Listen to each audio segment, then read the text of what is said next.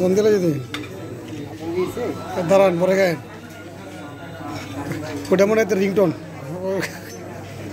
ringtone শুনে এবার আমার ভিডিও করেন একটু কষ্ট করে আপনাদেরটা করা হয়েছে আবার সহজারের লেগ পিসটা তো কাঁচা লঙ্কা বুঝি ভাই ঝুলি খাওয়া তো শুরু করছে নাকি না না আরে না